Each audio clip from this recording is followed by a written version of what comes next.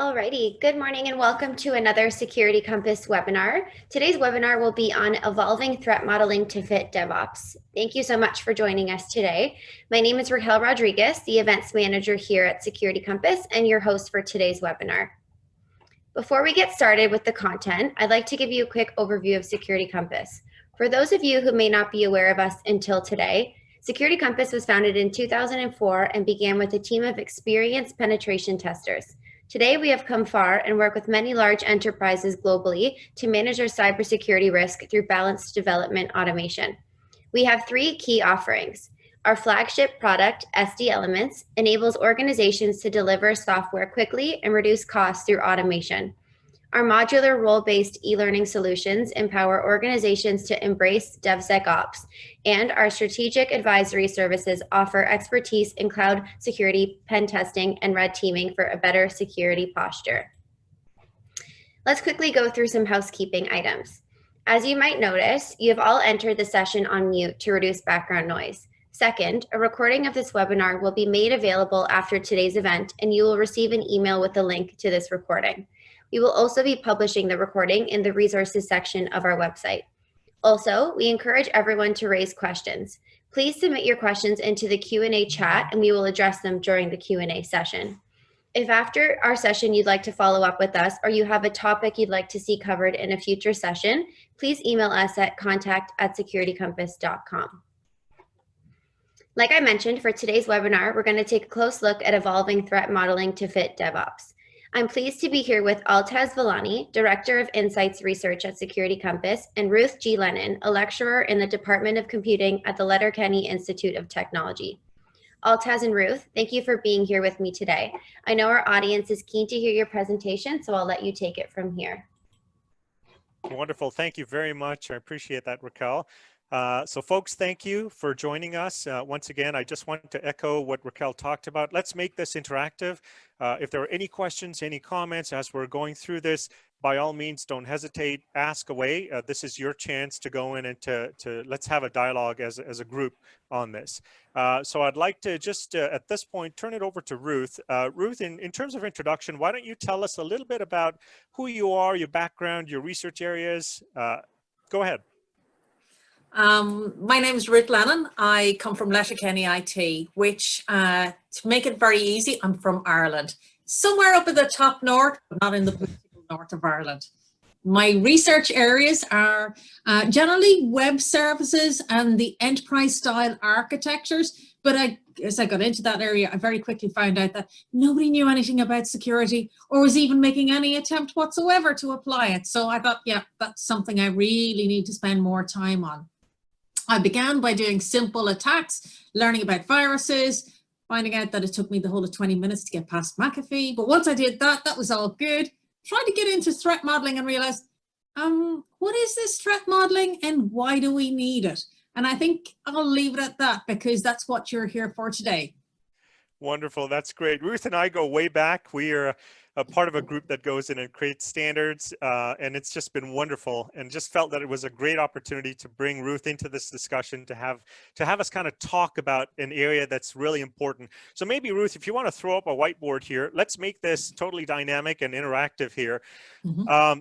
You know, when we traditionally talk about threat modeling, usually we think about, okay, let's go in through some kind of stride activity, and we'll conduct threat modeling, and then we'll pass this over to our developers. The developers take this, and we're assuming that they understand data flows, and in so doing, they will now be able to help us construct what we are recommending for mitigations in the code itself. Unfortunately, what we're finding is there's all kinds of challenges with this model. So first of all, when people go in from a stride perspective, they are coming in with their own biases on what's important. We can't take a look at the entire system, so we're looking at just a small piece of this. We've got issues around data flow diagrams that maybe developers don't understand how data flow diagrams work. But let me just pause there and let me ask you, Ruth, from your perspective, what are you seeing? And feel free to use the whiteboard if you want to. What are you seeing in terms of the challenges around the way we do threat modeling today, just in terms of how we intersect with that activity and what's happening in DevOps? Mm-hmm. Some great points there. we're seeing a lot more companies take on teams, security teams. They're suddenly beginning to realize, you know what, we really do need to pay a bit more attention to this idea of having security in our apps. And you kept saying DFDs, data flow diagrams. That's fantastic. That's kind of legacy, to say the very, very least. I mean, if you look at your audience who are here today, how many of you are under 30? And for those who are under 30, do you know what a data flow diagram is? Have you ever seen one? Have you heard of one? What was it originally designed for? Because it wasn't security. So why are we still using legacy systems to try and design modern systems? They don't fit. They're not the right tool for the right job. So we have this security team. That's fantastic. We say, right, we have 5 people on our security team. Are you really going to allocate one of those people to solely draw diagrams of the system? And you know you're not going to give them enough time to do it anyway, because, oh, look, we've just been attacked, or we found some security flaw. You stop drawing the diagram. Would you ever go and fix that instead? So we're not giving people the time to draw the diagrams. The diagrams aren't really relevant. Oh, and by the way, the diagrams are out of date by the time you draw them because of the speed at which we're approaching things. So you asked me, how are our industry approaching threat modeling at the moment? I would say very poorly, quite simply, very poorly. Interesting. So you brought up a couple of points here. Our DFD's legacy, they're out of date before we even get a chance to go in and go through the full life cycle. And so we end up with this tremendous churn that goes through. Now, let's take a look at DevOps. In a DevOps environment, our intent is we want to create minimum viable product that goes out. And we've got this notion that we need to conduct threat modeling, but it kind of slows it down. It's like, hold on, I need to think about everything. I've got to consider the options, you know, in terms of how people might attack the system. And then I'm going to make recommendations to you. In the meantime, developers and operations folks are like, we're gone. Like, we can't wait for that stuff to happen. So in terms of trying to bring this down a little bit and get threat modeling to match with the cadence of how DevOps is currently being conducted, we've seen some things where, you know, some teams will say, look, what we'll do is we'll rely on using penetration testing after we're done with the code and the build is complete, or we'll do a DAST scan of some kind. But they're pushing stuff now to the right of the cycle. Whereas in a lot of cases, we're trying to push testing to the left of the cycle. And therein lies the tension that now exists between these two teams. So have you seen something where we threat model, but it's not in a way that we're doing it traditionally? Is there a different way to look at this, you know, from the perspective of DevOps? Let me give you some thoughts of what we're seeing, and maybe you can provide your thoughts on this as well. I think, first of all, there's this idea that threat modeling has to be done by just technical people. And it's an activity that requires tremendous experience to go in there and do this effectively. Whereas we've seen that if the intent is, for example, to just understand the functionality from a security perspective, could we not talk about misuse cases rather than going through a full-blown data flow diagram when we've got threat modeling that needs to happen in that context, right? So this is just one example. So Ruth, talk to us here. Like, are you seeing techniques that make it a little bit easier for DevOps? Yeah, a lot of companies are moving forward to try and say, let's not model the whole system. Let's just take the small cycles and model only that part of that cycle. Microservices, doesn't it fit in nicely? Agile, microservices, DevOps. Let's model that tiny piece. That's fantastic. It actually works really well. And maybe you have more of the team getting involved, and we really need that. We need more input from the stakeholders. But if we're only modeling that small part, and each group is only modeling that small piece that they're working on, who's looking at the overall picture? And when we model that small piece and then it moves on, are we going back and using that information that we had, that model that we had, and saying, well, you don't forget to update that model? Because I don't think we're doing that. I think there's the idea that, okay, threat modeling is important. We should do threat modeling, but nobody really knows why. I find it interesting that if you look on YouTube or any of those courses that are out there and you look up threat modeling, and my students do this on a regular basis, And there might be a 1 hour threat modeling course. And in that 1 hour course, it either teaches you, one, how to use a specific tool. So it's click this, move this, fairly straightforward. Or it's a 5-minute session on what is threat modeling and a 55-minute session on here are the types of threats. So I don't think anybody really is taking a deeper look at what is threat modeling and why we're doing it. Who is looking at the models and why are we doing threat modeling? Yeah, it's interesting because now the question pops Yeah. up really on, you know, how reusable can we make a threat model, and what are the quality elements of a threat model in this point, right? And what we are seeing is what is traditionally perceived as being a technical activity around data flows. Ultimately, the reason that we are conducting a threat model is to try to identify what's the risk to the system.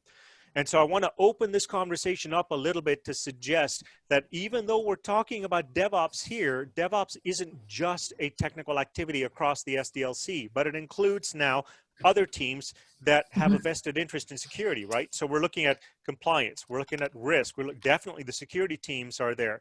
You know, are these the types of things that you're seeing as well in terms of like the threat modeling activities? Yeah, it is beginning to take a bit more in that line. It is trying to understand that there are different perspectives that we need to take. And I think that even the understanding that we need to take these perspectives is fairly old.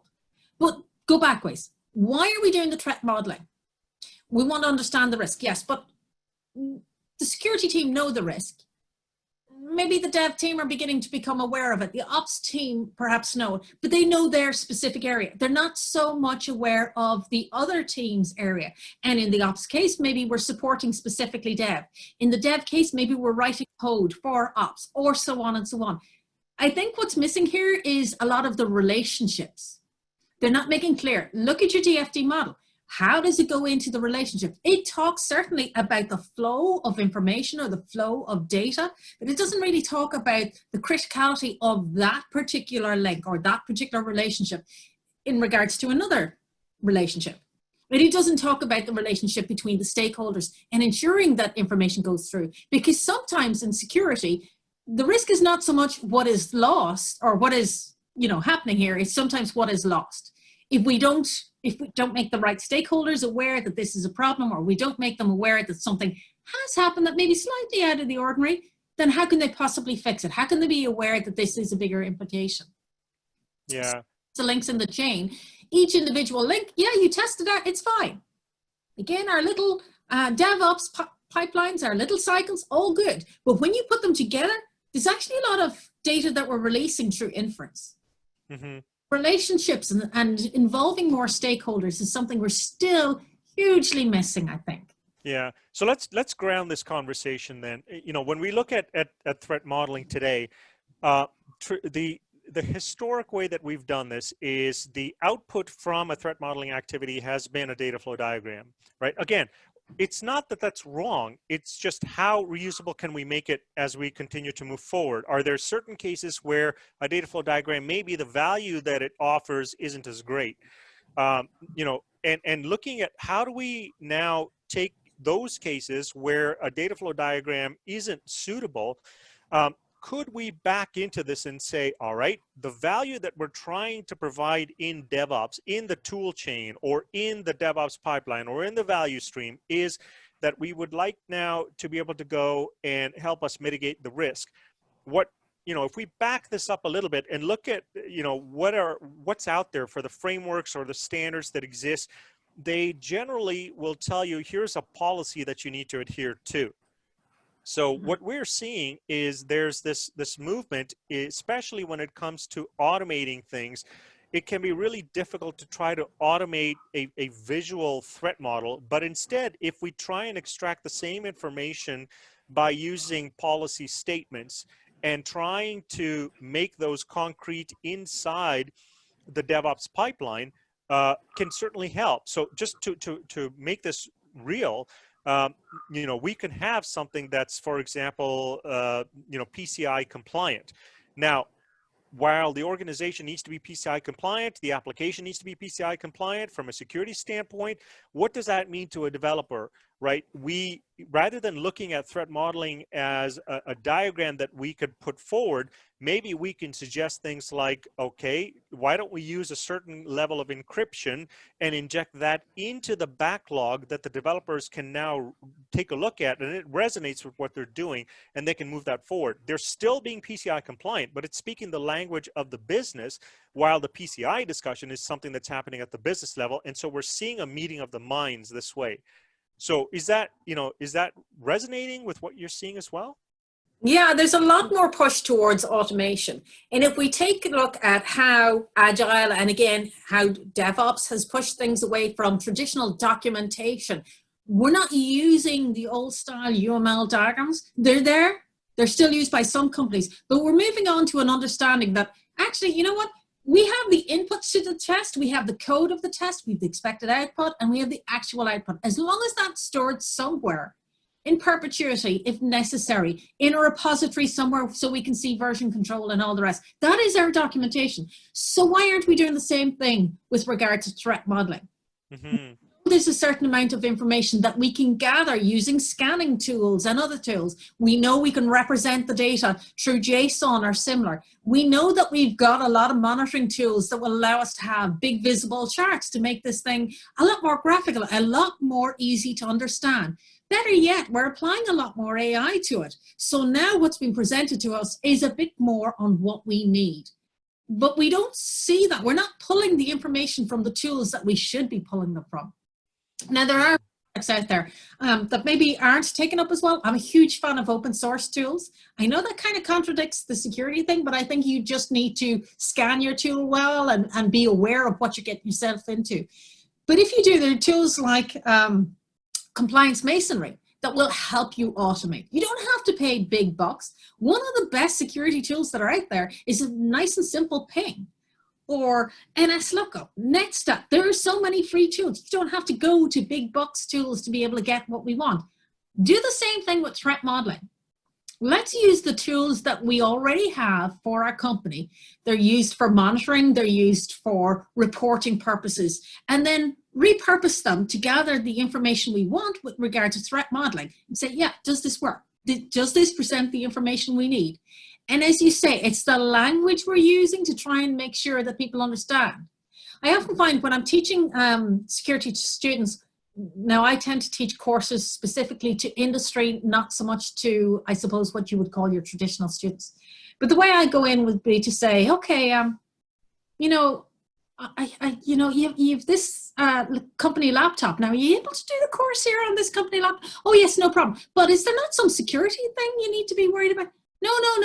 We have everything here. Are you using multi-factor? Yes, I am. Don't really know what that is. Could you explain to me? Oh, here's the dongle I have to use. I need a code as well. Oh, is it a hard code? And you keep asking questions and asking questions. And it might take them a long while to realize they're falling into a trap, or they might get it quickly. You have to relate to them to make them understand these are the risks. You have to use their terms. So then when I go to a CIO or CFO, I'll say, right, well, here's the cost of the company. And that's going to come on you. You could lose your job if we have this risk. Using the right language certainly is a key factor here. And I don't think for the vast majority, the DFDs basically speaks that language. I really don't. Yeah, you brought up a really interesting point, because now it's no longer just the horizontal movement that we generally see, across DevOps pipelines, but now we're starting to talk vertically. In the organization, we're going to have different people at different levels that are going to extract value out of a threat model. So what was historically something, again, just self-contained as just being a threat model, but because we're talking about risk now, this starts to broaden the scope. And what could a team or an individual that is conducting a threat model provide as input now into what other people are going to do to help them make these kinds of decisions? So one of the things that we've talked about so far is trying to while we still do threat modeling, we may still go through a diagrammatic approach, but when we deliver something, it's done in a way that's understandable to the people that will use them. So for example, in a DevOps team, an engineer might want it in the form of a requirement. Can you tell me specifically what I need to do? And if we look at, based on the maturity of the threat modeling teams, we can map specific elements of that threat model to the requirements that a development team is now going to execute. And when they complete this, they can go back and say, hey, we've now mapped to this part in your threat model.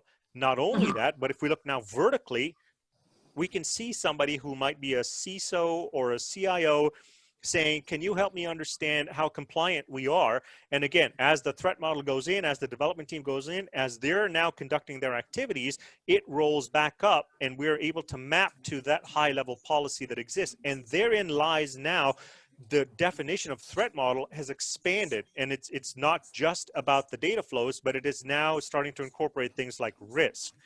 Right. So talk a little bit about risk. Are you seeing security and risk becoming kind of, you know, something that's synonymous, where we've got these concepts are just intertwined closely together? They are, but I think people are missing some of the point. They look at their server and go, there's a risk. They look at their laptop and go, there's a risk. Where they're not looking at the fact that they're leaving the door jammed open because the keypad's not working right, or because it's a hot day. Or they're not looking at the fact that, well, yeah, somebody's bringing their laptop home and maybe there's a risk in connecting to the internet there. They're not looking at the bigger picture. They're not looking at the additional items. The edge, we need to be more aware of the Internet of Things and how those things are connecting and how they're the weak spots in many networks. There are a number of lovely attacks, I'm sure you've heard about them, where you can adjust the temperature in a server, and that's enough to cause a denial of service. So you're not attacking servers at all. You're making no attempt because you know their security, you know they're locked down. All you have to do is change the heating in the room, raise it up by a few degrees, because let's face it, we're trying to save money. So we're going to run the systems on a slightly higher temperature than is comfortable for a human being anyway. So some of these attacks are simple. Are we looking at the risk across the board? No. Do we have the time to? Maybe not as much as we should or we would like to. So here's the thing. Again, we have to bring it back to cost. Is it worth our while? What information do we need to spend more time? If that's the case, then let's take a look at threat modeling. Do we need to threat model every single element of our system?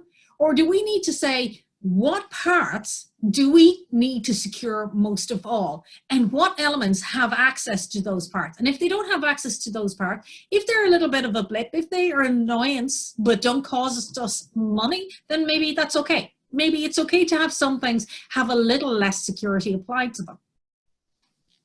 Yeah. So now you brought up this idea that when we look at focused risk, it implies that we need to prioritize this, right? So on the one hand, we know that teams want to move really, really fast. And on the other hand, we've got this perception that, oh, security is now going to slow us down, and so we can't move fast enough. But if we go in with the mindset that we need to prioritize and focus what that risk is and give very prescriptive guidance based on who we're talking to and relate that in terms that they can understand, we now begin to create this balanced equation, right? It's not either or. It's not that we want to move forward and just do, move quickly and let's get this thing out the door and we'll figure out the security things later. But it's also not the other side, which is like, let's slow everything down and let's wait until we've got security completely down pat. And this is the other thing. Historically, the perception is that security teams want everything locked down, and only then will they permit something to move forward. So they're perceived as blockers. But there's now this balance that's emerging, right? In the industry, it's about how do we go in and how do we do both? It's not an either or. It's we now need to do both. But exactly what you're saying, Ruth, this implies that we need to have relationships across all the stakeholders. Right. So when we look but I think there's a slight misperception there. I mean, yep. People talk about having an exactly balanced equation, about having, yes, we need both. And that is true. But you know what? It's going to be a little bit, there's going to be a little bit more one side, and then it's going to be a little bit more on a continuous basis. It's not going to become a nice, tidy, level answer. If I get this exactly right, that exactly right, there's my formula. Solution, yes, I've got it. It's perfect. It's not perfect. Sometimes there's going to be more risk, and we need to say, okay, This time I need to add a bit more time and a bit more money, and I am going to have to slow down the cycle slightly because this is something new. We haven't come across this before. On the other hand, other times you're going to say, yeah, it's okay, slightly different code, but it's the same idea. We're going to be able to go a bit faster on this one. So there's going to be a little bit of a rock in it, but we are going to find those maximum and minimum levels that tolerance that we're going to accept. And as long as we define those tolerance levels, we're good. That's what we need to strive for, is what is our tolerance? What are our thresholds? Yeah, I think that's a key point. I'm just going to put this down on the whiteboard we've got here. Identifying what those thresholds are, it's for it's acceptable risk. And keeping in mind, sometimes we do need to take a risk. We're not going to be innovative if we don't take that risk. So sometimes we need to push on. I think it's Facebook have this good idea of that they allow the developers a week. They put forward their idea. They get 1 week to host their new idea, game, or whatever it happens to be. And if it becomes some way popular, then they pull the game and they go back and build it from scratch the right way. If it fails, they've only lost a week, no big deal. But they allow this freedom. Now, would you do the same thing in a bank? Absolutely not. So what are your thresholds? That's not even across a company. It's going to be for this project, for this aspect, what is my threshold? And it gives you a bit more freedom then to say, yeah, look, this is not mission critical. I can do a bit more experimentation here so that now I can get comfortable with whatever that is, or I can be more aware of what the tools can provide me and how I can adapt and change. And then I can apply it to that mission critical product if I wish. But give that flexibility to the whole team to see what changes do we need to make. Mm-hmm.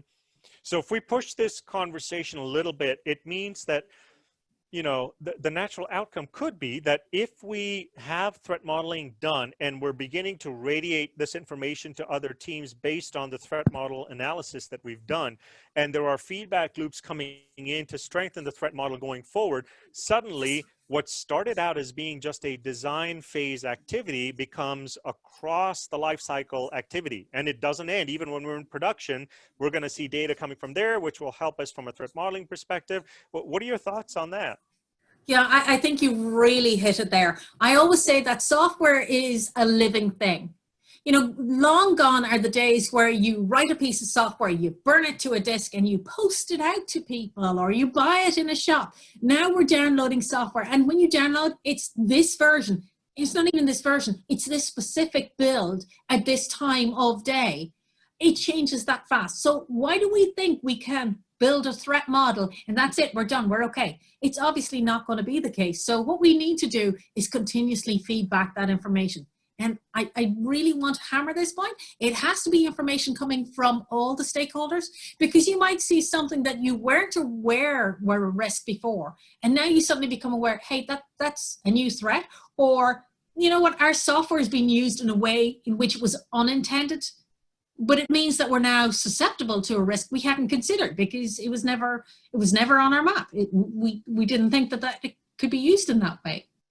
Yeah, that's interesting. I think, why don't we put up one of our polls here? Let's put up the first one, Raquel, and let's see what folks think about this, just to get an understanding from a stakeholder standpoint, right? Who do you think, what's your view on threat modeling? Who is responsible? Is this a business issue? Is this an ops issue, a dev issue? And while folks are taking this on, I think when we look at threat modeling today, there's this idea now that as multiple stakeholders start to interface with each other from a security standpoint, some of our legacy processes and legacy systems haven't caught up to this idea. So we're finding that even within that context, right, people talk about DevOps, but DevOps has an intersection now with the way that the organization is architected. So now we're getting into business architecture at this point. But, how do we start to see cross-team functionality, right? We started to see, originally it was trying to get dev and ops to work together, but now it's not even across the technical domain. It's like outside, and it's like, how do we get the business compliance team and the risk team and the security teams to interface now with what's happening inside the dev space as well? right? So that participation needs to be there to get the necessary information from everybody. Again, to your point, not looking for something perfect, but let's figure out what's the right way that we think gives us the optimal balance that we've got at this point. Thoughts, Ruth? Yeah, it just kind of brought to mind a security company, and I can't tell you where they're from or you'll know exactly who they are. And they have a particular tool, a scanning tool, and it's become quite large. And the people that have developed the tool have basically moved on from the company over a short number of years. That if you look at the Glassdoor, you'll see that a lot of people write that this is a great company to go to learn security and then move on, and people are only staying 2 years, which means that their legacy security tool has got bolted on features on a regular basis. And now they have to go back and re-engineer this product from the beginning because nobody really knows how the security tool works. Never mind all of the applications that they're using the security tool on. So we're taking legacy code, and yeah, we can expose it as a web service, and that's nice. And okay, do we use SOAP or we do REST? And okay, SOAP is gone. But actually, you know what? SOAP is coming back because we realize REST isn't so good. But all we're doing is we're using this strangler pattern. And there are so many roots coming down that, again, there's no idea of what one part is doing compared to the next. This is not a good way to take things on. This is not a good understanding. And yes, if we threat model, we're getting a better understanding of the system, but who's doing it? When are they doing it? Why? We're not asking ourselves, why are we doing this threat model? Who's looking at the model that we're creating? Who's actually reading this? How is the output from our model being used? I don't think we've answered that yet, have we, Altus? No.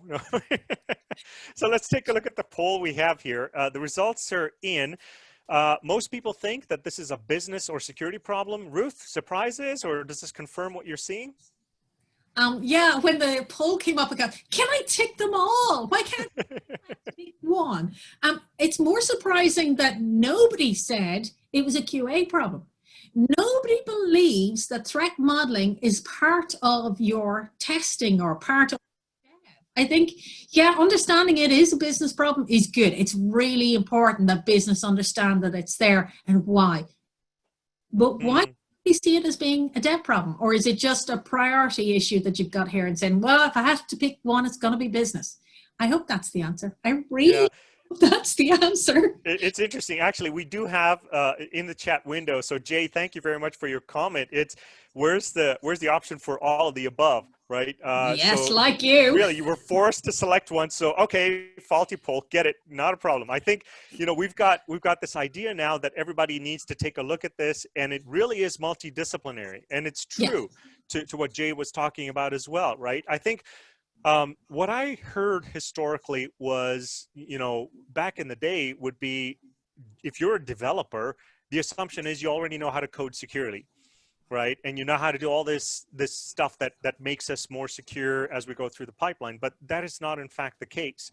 So we can use threat modeling as a means to go in there and to educate our developer communities. Certainly we can do that, but I think it's something that requires almost like an overarching program to help us now bridge the gap that brings all this stuff together.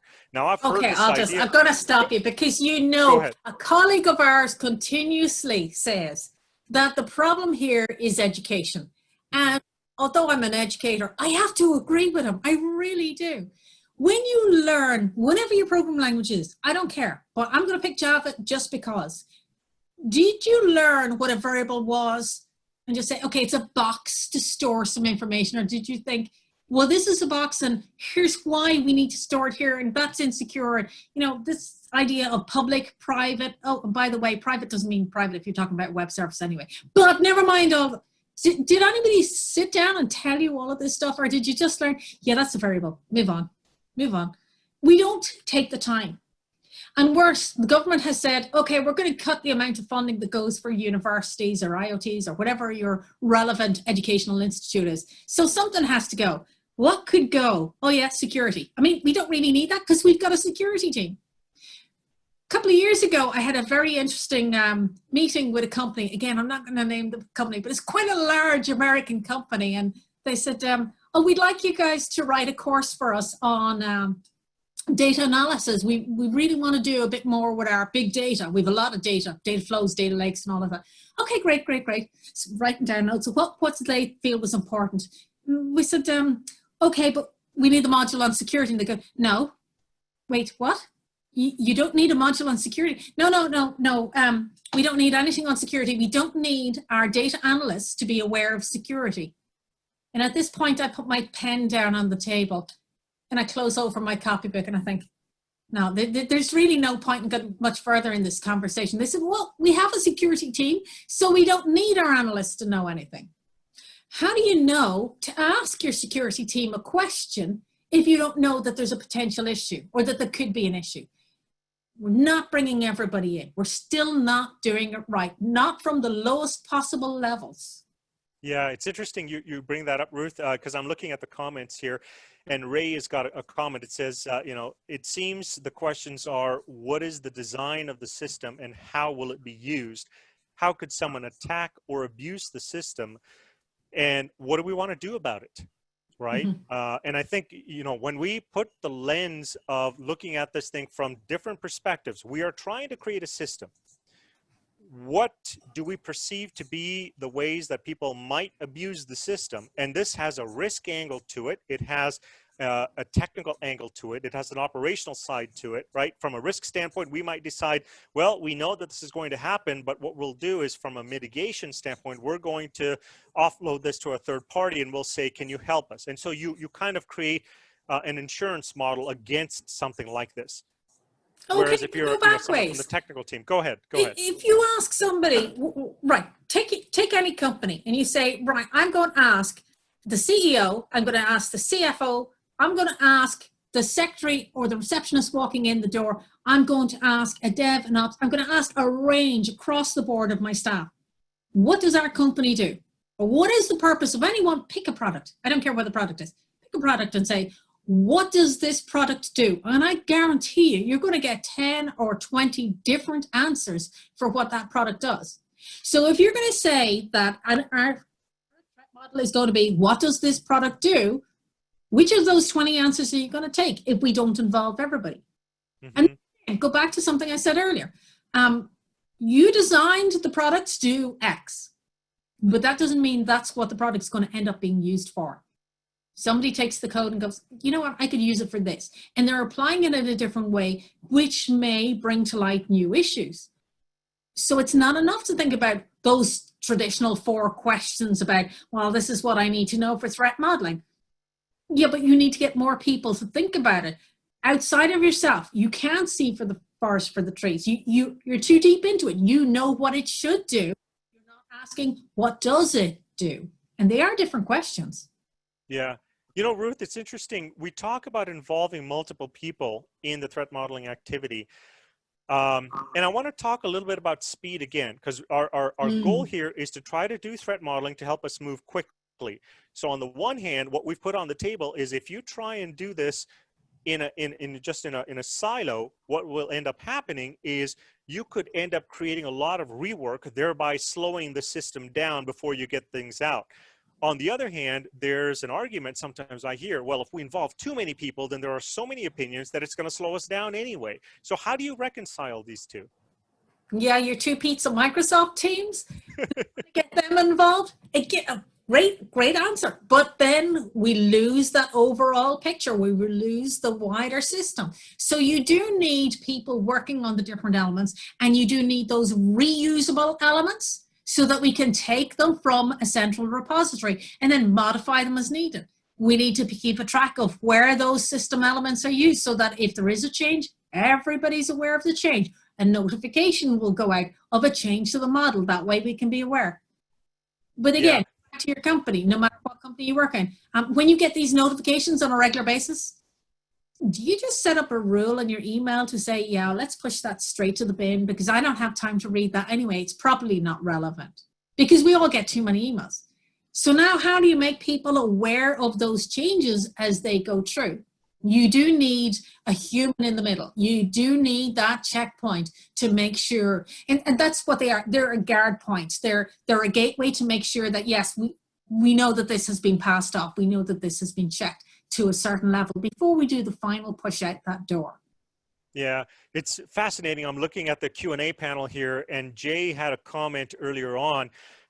Modeling small pieces requires assumptions that the other pieces have been properly modeled and ignores the big picture, which is what we've been talking about. Now, here's the question. How do we identify assets inheriting risks in a highly coupled system? How do we do attribution?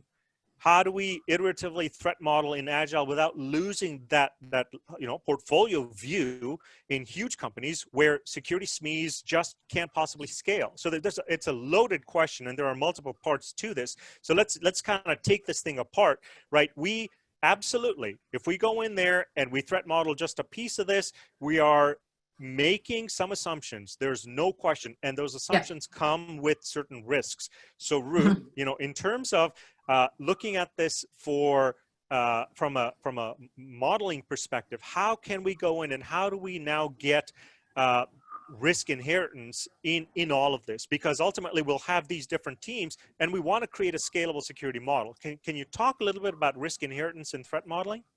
Okay, so at the beginning of this session, you mentioned, Altes, that we have worked together on a standard fairly recently. And I'm sure you're sick to death of hearing me saying, yes, but we need to keep that information in a repository. We need to keep track of it. We need to know where this information is going. Okay, so now you've got a repository. That's fantastic. As was pointed out by one of our commentators, trust but verify. It's not enough to have that information there. You need a script to try and go out there and say, yes, well, we know the config has to match this. We know that when you create a virtual machine, for example, it has to be created off of this script, therefore it's going to match exactly. Yes, but there's always one. Certainly in Ireland, there's always one, I'm sure over there too. And that one person says, yeah, but I'll make a little tweak because it suits me, it works for me. So verify, you have that automation script, go out there and check, is the config exactly as it is supposed to be? Have you gone through a SOX audit? If you have, you can know what kind of a nightmare they are. If you have automated process to go out and to verify your system is as expected, then why does that not also work to verify that you have followed the threat model that has been set up? Most of our threat models are moving, thankfully, away from Excel and from DFD to something a little bit more processable, maybe using JSON or similar. Whatever that input format is, we can then use that to parse through it and check, yeah, it does match. Nice and simple piece of code. It's nothing spectacular to test against what you have and what you expect once you have that system in place. In fact, OWASP have a piece of code out there. It's quite legacy. I think it's a year and a half old at this stage. And if you look at the code, I would look at it and go, is that a second year student's code? Like, it's that simple. On the other hand, the principle is okay. It does exactly what it says on the tin. It takes the existing and looks at those assets and check, yeah, do they exist and do we have a file on them and do they work the way they're supposed to do? Very simplified, oversimplified, but it's a good first pass. And that's sometimes what we need, is we need that quick pass to say, yep, there's something to be flagged here. Now, once we have the flag up, then go investigate why, what happened, what went wrong. Is it an update to the model we need, or is it somebody just going rogue with their system? That's fine once we find out what it is. Yeah, I mean, that could be a whole other 1 hour webinar. so I did, there's so much to unpack here. When we look at a system, when we start to talk about risk, it inherently ties in now to architecture. Can we threat model a particular component and eventually create a suite of these components as building blocks that people can then use? But it does imply that you've modeled this, you've done the risk analysis on this, not just one time, but as new things are happening, as new threats are being discovered, as new risks are being introduced in the enterprise. I mean, by golly, if you look at where the business models are today, with this whole going digital realm, it's all about connecting and disconnecting. And, now we have contractors, now we don't. And in this kind of a model where things are constantly shifting, the risk profiles get changed quite regularly. We end up with security that needs to be baked into things in a way that is templatized, that we can repurpose. And still, we've got this testing that needs to happen to provide assurance to the business. Because at the end of the day, when we look at DevOps and threat modeling and risk, this is all about enabling what the business is looking for while still managing the risk, accordingly. But this is a whole paradigm that is really the conversation and the narrative in the industry is shifting towards this kind of a model now.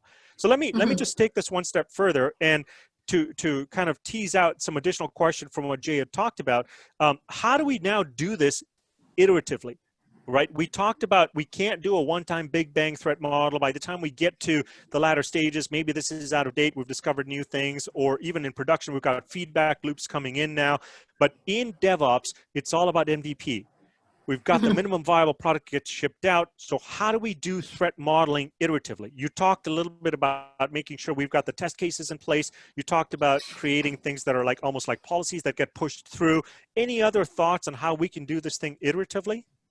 Yeah, but why is this even a question?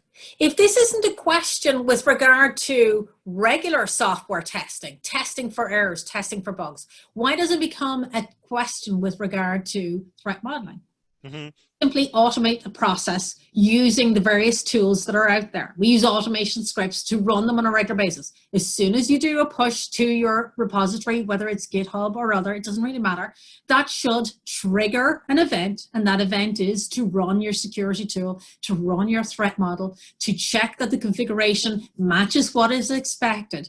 This should happen automatically with all of these systems. And there are so many tools out there. We need to look at what tools are out there, what are good, what are bad, and keeping in mind that it's the right tool for the right job. There are threat models out there that are good for very small systems. There are other ones that are good for bigger systems, maybe for legacy companies, dare I say it, versus ones that are a bit more proactive about how we move forward. So what threat models, maybe we could ask the audience what threat models they're currently using. I think we have another poll. Yeah, why don't we put up the second poll, Raquel? Let's talk about it. It's all on the tooling side to get some understanding of what folks are using. And I think also while we're putting up that poll, the intent I think was to ask around how do we not lose sight of this portfolio view and still being able to develop this stuff iteratively. Now we see all kinds of enterprise scaling models on how we can do work iteratively, we can test and do all that type of stuff. But there's a nuance to this question which from my perspective, I think it's insightful. It's how do we make sure that when we are doing our threat modeling on an iterative basis, that while we're looking at the portfolio view at the same time, that we aren't accidentally introducing new risk into the system. Just because we're focused on one piece of the portfolio, it makes total sense. Hey, we reduce the risk here, not realizing, there's another piece over here, which seems like it's unrelated. But if we look at the entire portfolio of what we're trying to manage here, suddenly that becomes risky. So now, to me, this implies that you really need the guardrails that you're talking about, Ruth, but from an architectural perspective. Right? What can we and can we not do in this? It isn't just go in there and just lower risk. It's lower risk within the bounds of also what the architects are suggesting that we do. Thoughts on that? Yeah, I had a student a number of years ago. We run a number of security courses, and I had a student come into a company, and the company said, yeah, we'll take them on an internship. Very confident, had a long-running security team, knew their system was perfect, which of course was their downfall. So the student went in and decided they'd run a threat model on the system and design it up for them. And they'd take a small aspect of a legacy application, and this company ran many legacy applications. And within 2 weeks, he found a very serious security flaw, an absolute dead stop in production to try and fix this. That was the last security student they took in from the college. And the reason was they didn't want security flaws to be found. They'd rather hide it than fix it. You know what? We've got to be a bit more open and accept that there is no system out there that's secure. Plain and simple. You can say an unplugged system is secure, but you can still go in and lift it. And there are lots of ways. I mean, we've all tailgated in the doors of companies, which you probably shouldn't have done as much as we did. There's always ways of getting in. So rather than saying, yeah, we're secure, or ignoring the issue, put it out there. Get researchers involved, get students involved, find out what the problems are and let them work in it. Months ago, I ran a panel in a conference, and my main point was to say that, you know what, There are free resources for companies out there. If they want the students to get involved, you can actually get the threat models done by the students, because the students gain industry experience by carrying out the models. You sign your non-disclosure agreement, so nothing gets released, and you have the model built for you. What's more is you now have a student who's available for employment, who knows your system, who's able to work with you. It's a win-win situation, and yet companies don't take up on this because they're scared. It takes bravery to implement security. It takes bravery to model your system and realize there are faults. Mm-hmm. Interesting. So we've got the results of the poll. So from a tooling standpoint, most folks tend to use Microsoft Threat Modeler and whiteboards. Certainly from my own personal experience, that would confirm what I'm seeing. We haven't seen a lot of sort of multiple teams discussing things on any kind of a unified platform or anything like that. Ruth, your thoughts on this as well? Similar to what you're saying? I'd love to see what goes up on the whiteboards, what way they develop the system, because like I said, go back to the old idea of having UML, DFDs. We don't tend to do that anymore. We tend to be a bit more intuitive and accept that the requirements of a customer changes very fast. Well, if we accept that within our development process, why aren't we accepting that within our threat modeling? And if so, how do we threat model? I think that our tools need to modernize and update. And like I said, we can do that automatically by thinking about our model as not being this PDF document with big drawings on it. It doesn't have to be that. The big visible chart can actually be something coming from AI.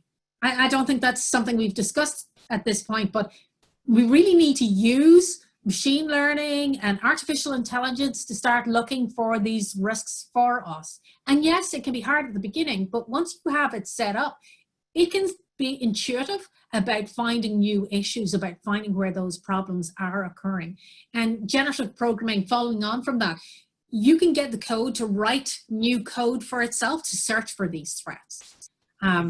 Yeah, there's plenty of room for change here if we're willing to take that chance. Yeah. So let's again. This has been a very lively discussion, and thank you, for participation in the chat, in the Q&A as well. Please continue. I think we're gonna have to land this pretty soon. We're gonna run out of time, but I want to try and sneak in as many questions as possible here. So it really is, when we look at the topic that we were talking about earlier, when we're talking about iteration, the question is, how specifically do we iterate? So it's, we take something and we do a threat model, we break it down into bite-sized chunks. So developers, for example, are used to dealing with stories, let's say in an agile environment. How do we break that threat modeling activity down into specific stories that can be used, that we can iterate on, over? So for example, usually the stories that I've seen come about when we recommend certain mitigations from threat modeling. We've got certain mitigations we want to do. That's not a big bang thing that we do, and the story would be simply too big, but we break it down into things that we now need to do, and we begin to iterate across it. The challenge is, in my opinion, if we look at it and break down what's coming out from that mitigation, we need to make sure that as we are deploying this, or at least getting it from a continuous deployment standpoint, that we don't leave something where the security is half-baked, right? It needs to be something that we still are moving in a way that's got security embedded into what we do.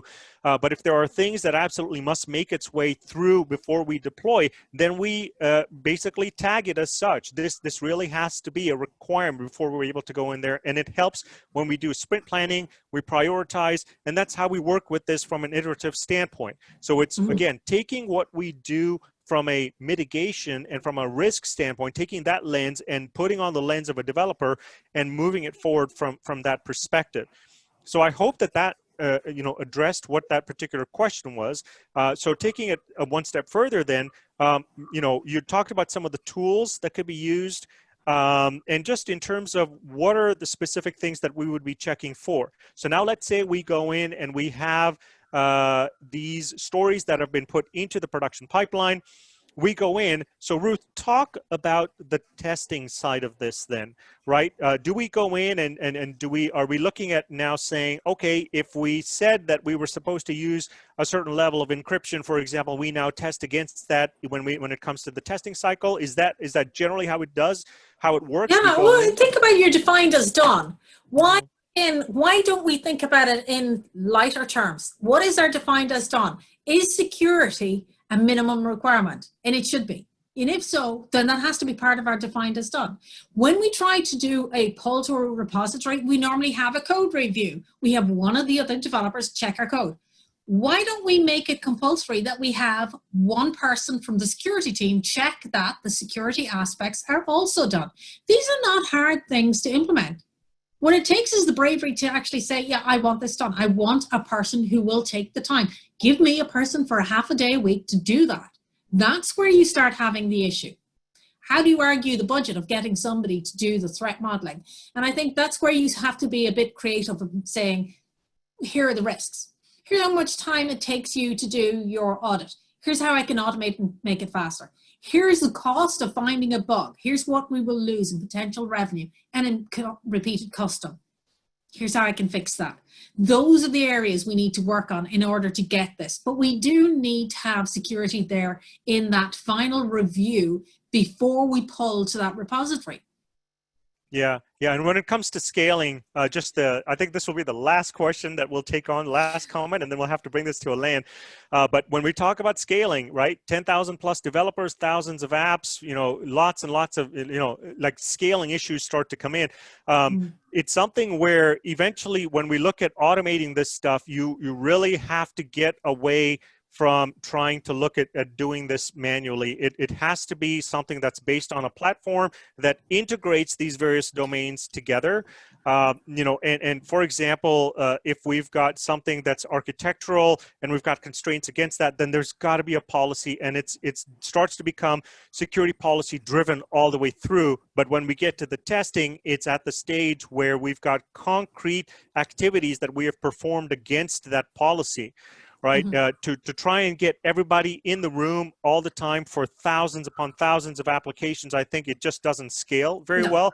But if you've got a core group of people that meet, or you've discovered something and you get that injected into a policy platform, now what happens is that gets driven into your SDLC, and the benefits accrue because you're essentially scaling what your security teams are able to do.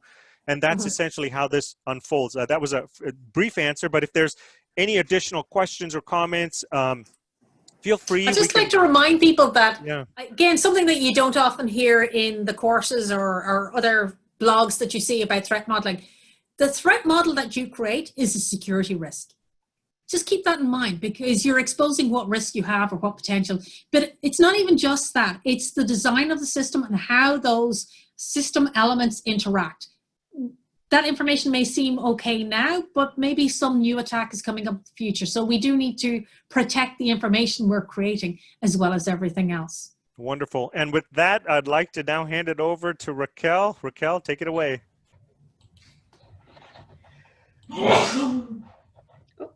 Awesome. Well, thank you so much, Altaz and Ruth. Once again, that was a great session. Just let everybody know, we do have webinars lined up for the next few weeks. So if you're interested in attending any of these webinars, please do go to the upcoming events and webinar section of our website to sign up. We hope everyone found this presentation insightful. And again, if we did not have a chance to answer your question, please do email us at contact@securitycompass.com and we'll make sure to get that answer to you. We also will be providing a link to the recording of this webinar to everybody here via email. Thank you so much again for attending. Stay well and safe and have a great day.